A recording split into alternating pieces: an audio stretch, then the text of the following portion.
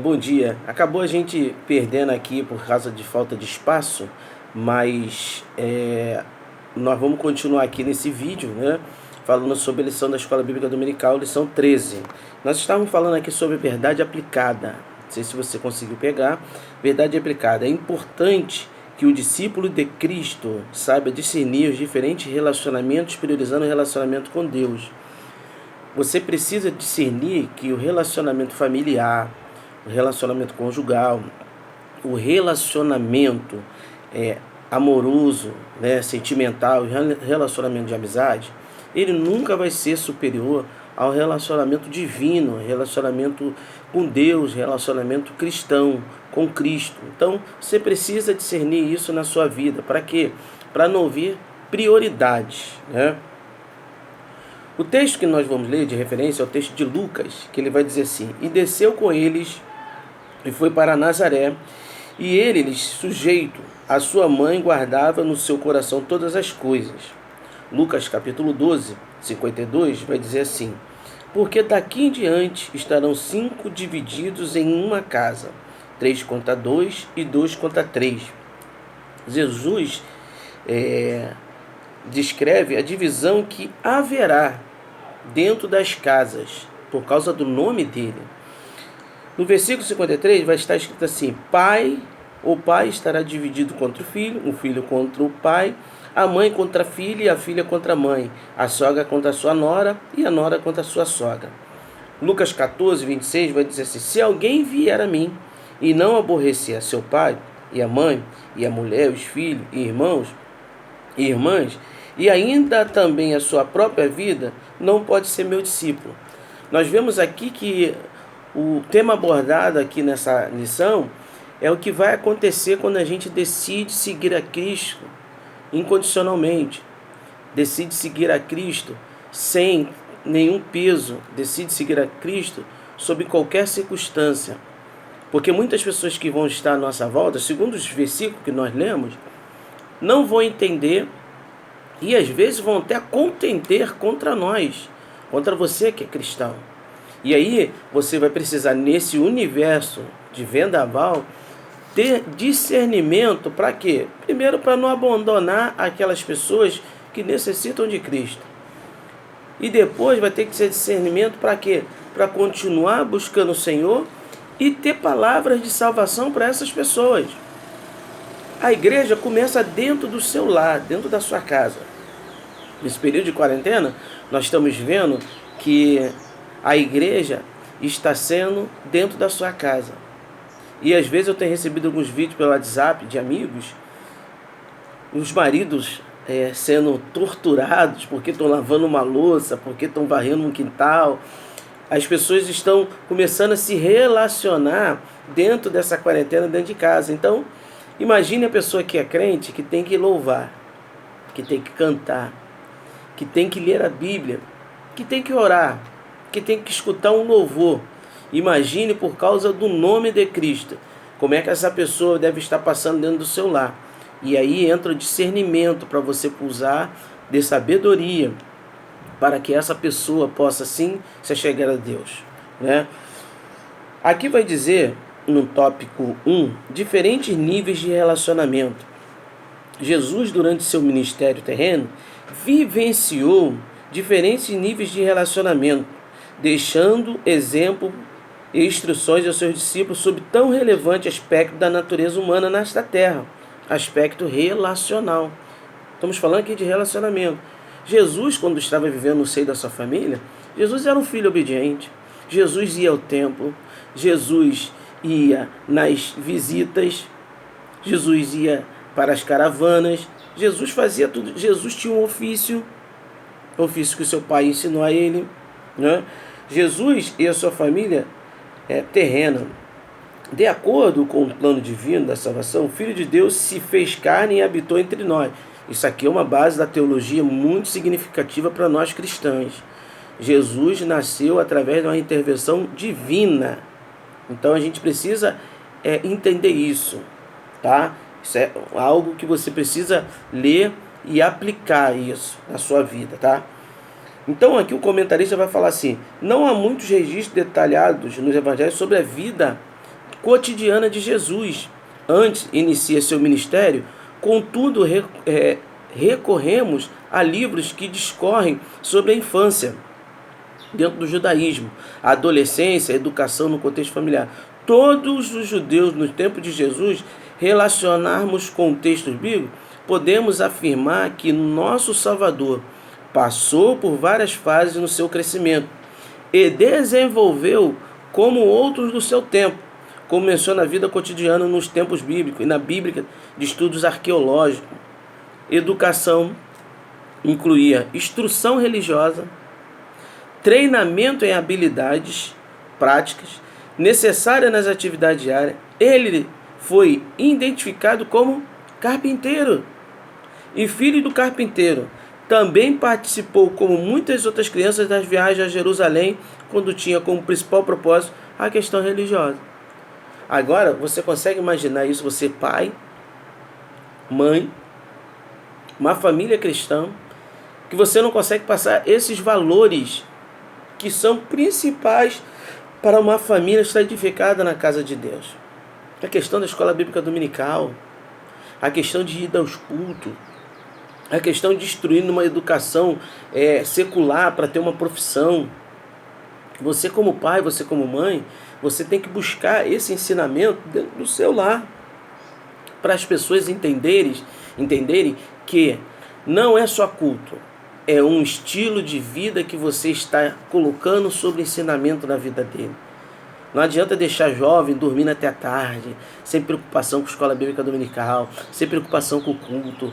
Você tem que ser incisivo dentro da sabedoria que Deus vai te dar para atrair eles para a presença de Deus.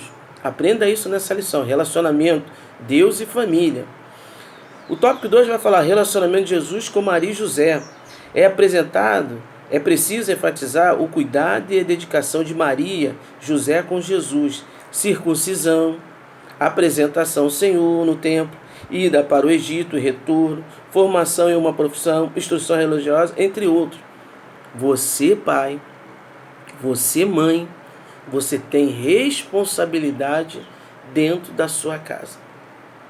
É muito feio e é ruim quando um pai e uma mãe não se posicionam como sacerdote dentro de casa. Sabe, não tem responsabilidade religiosa, não tem responsabilidade para educar. Quem educa é a televisão, quem educa é a avó, sabe? Quem ensina, quem pega a criança e vai para a igreja é o tio. Não! Maria e José teve responsabilidade na educação de Jesus. E você também tem que ter na sua casa. Né? Aqui no 1:3 vai dizer relacionamento de Jesus com seus discípulos.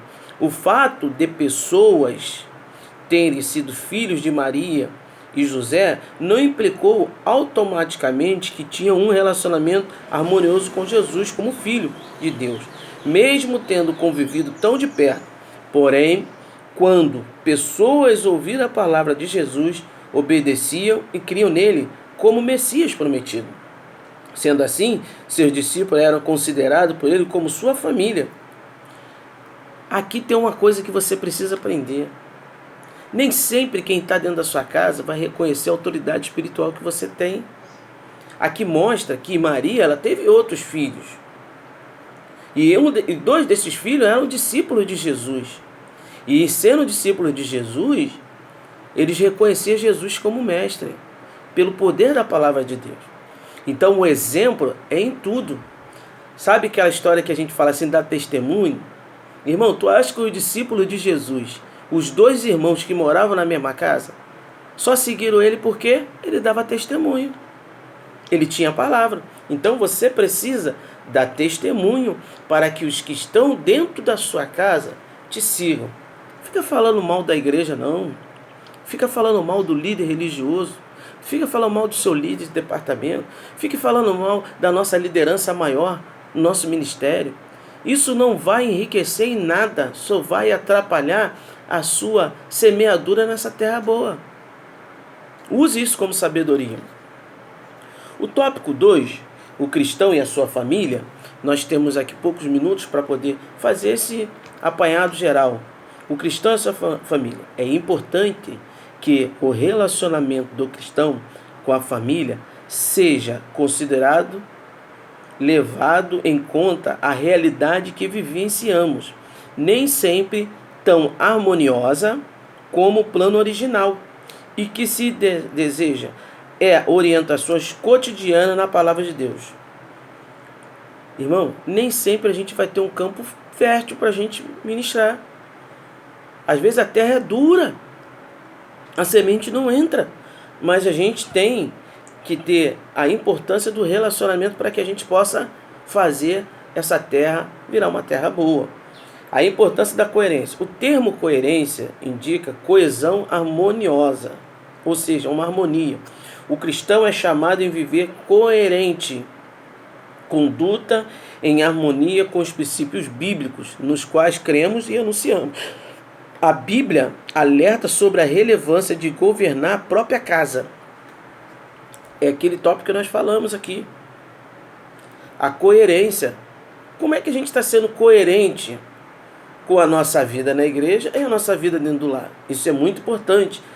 A governar a própria casa, exercer piedade para com a sua própria família. E que aquele que não cuida da própria família negou a fé. Está lá em 1 Timóteo 3, 5, 4 e versículo 8.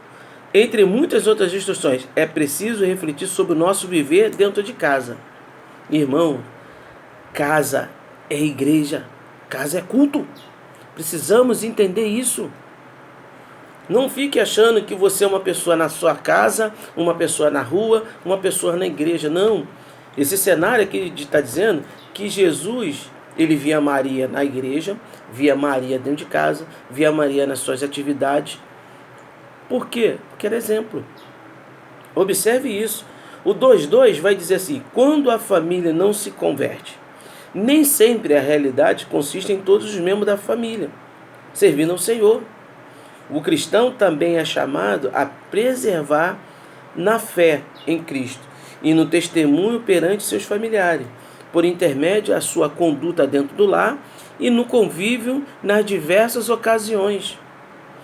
Irmãos, diversas ocasiões, trazendo para o nosso cotidiano hoje, às vezes na sua casa acontece uma festa, que não é uma festa cristã, não tem hino da harpa, não tem louvor, não tem oração, não tem nada disso.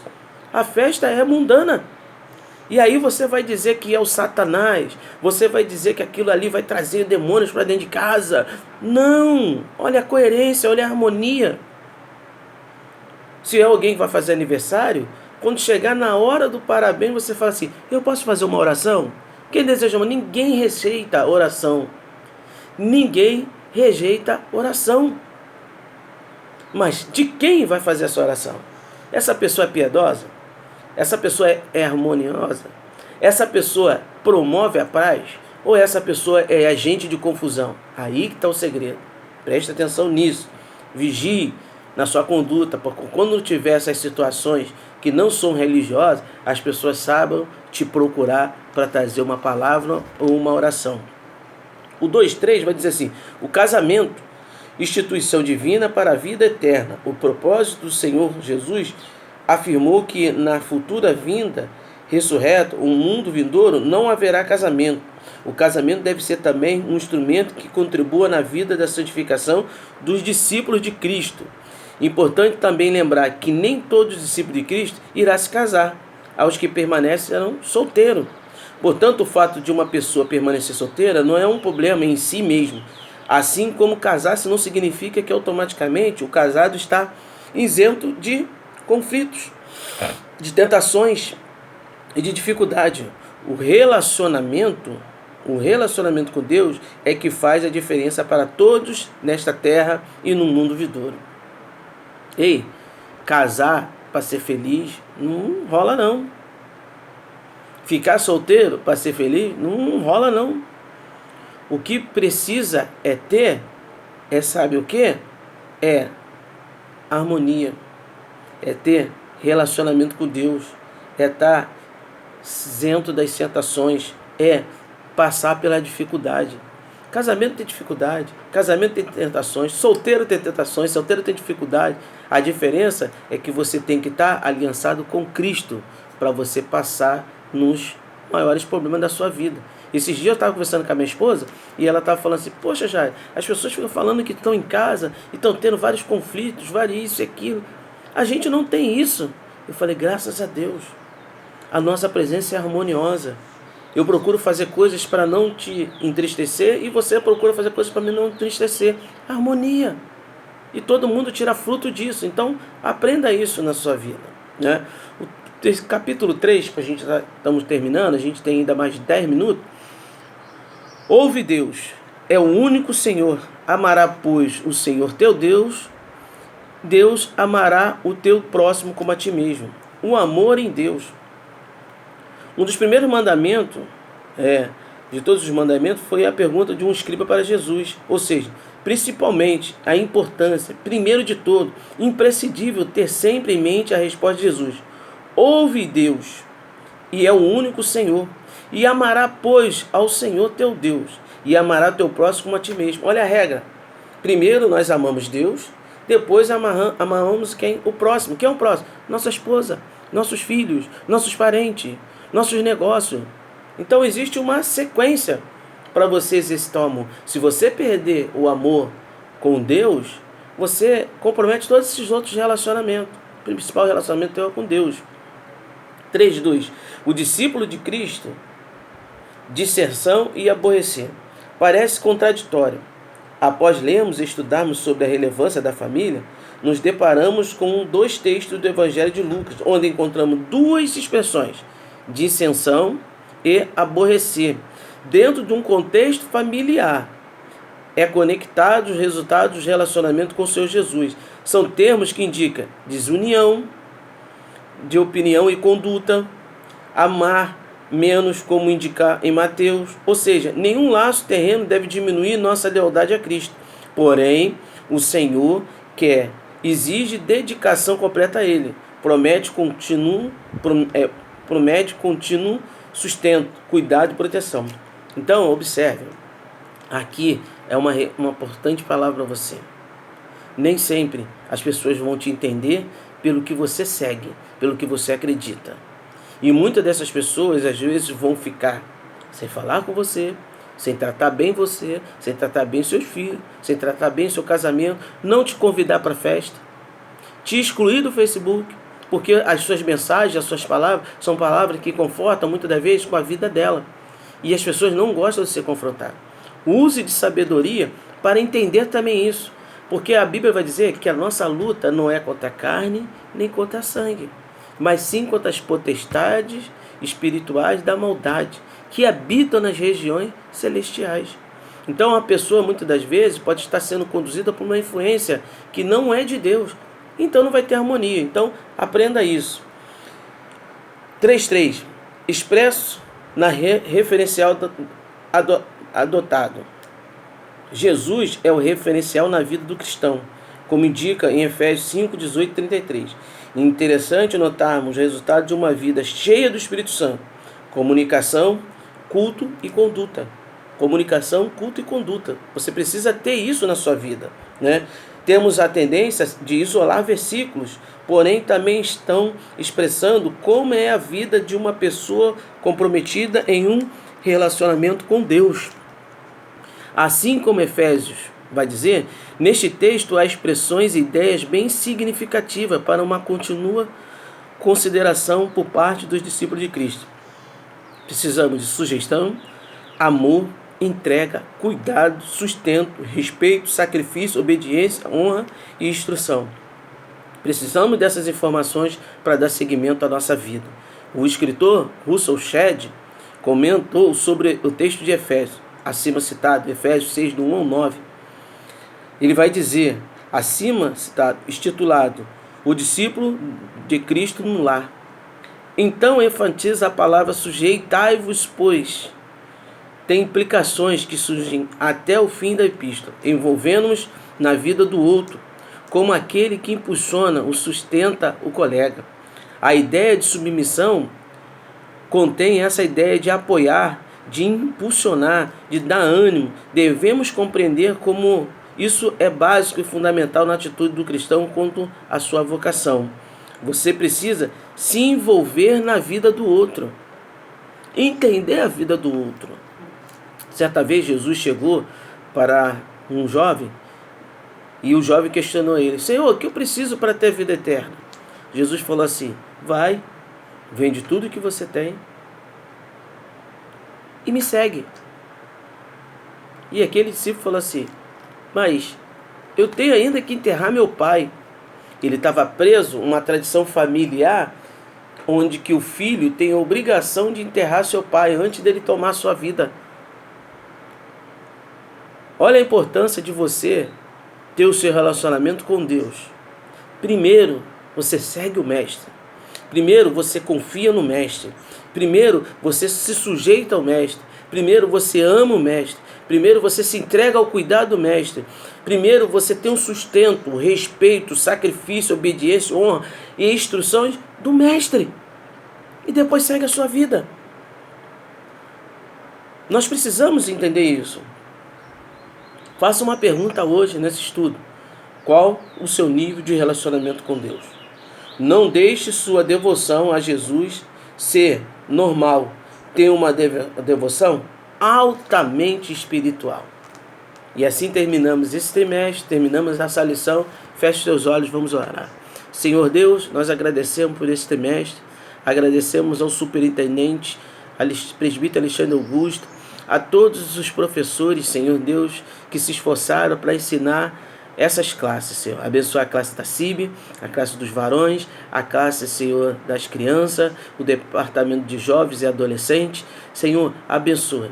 Dá crescimento espiritual, que eles possam ser alimentados para o próximo trimestre pela Tua Palavra. Nós desejamos toda a sorte de bênçãos para o povo de Cinta Vidal. Amém. Estenda suas mãos para receber a bênção pastora. Que o grande amor de Deus, a graça salvadora do nosso Senhor Jesus Cristo e as doces consolações do Espírito Santo estejam com todo o povo, toda a igreja, todos digam amém. Cinta Vidal, unidade, hierarquia e disciplina. Deus te abençoe. Amém.